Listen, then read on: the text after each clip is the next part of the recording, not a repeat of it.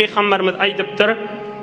وَالَّذ۪ي نَفْسُ مُحَمَّدْ sallallahu aleyhi ve sellem biyedihi اِنَّ الرِّيحَ فُرُوجَ الزُّنَاتِ وَالزَّوَانِي فِي النَّارِ لَيُؤْذِي أَهْلَ النَّارِ لَيُؤْذِي أَهْلَ النَّارِ لَيُؤْذِي أَهْلَ النَّارِ.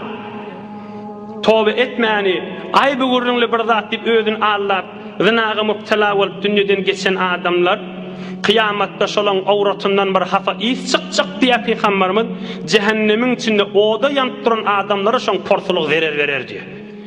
Bir neymiş odun öl bolacak, anqyp duran zat gerek geldi deyip hemmek bilecek diye de şo zina eden adamla özüne alan avratından çıkan porsuluk deyip.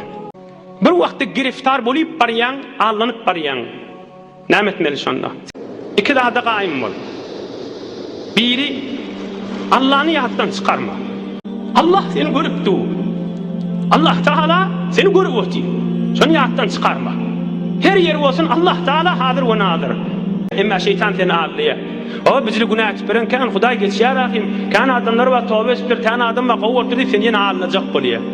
Şu tada şol zina haramdadın aqibetin fikret. Yani hamana günnü diye akşam ağlayacak bolýar değil mi? Sen baryan şoňa gaşyň fikrin harap baryan. İhtiýaryň wujudun elinden gidipdir da.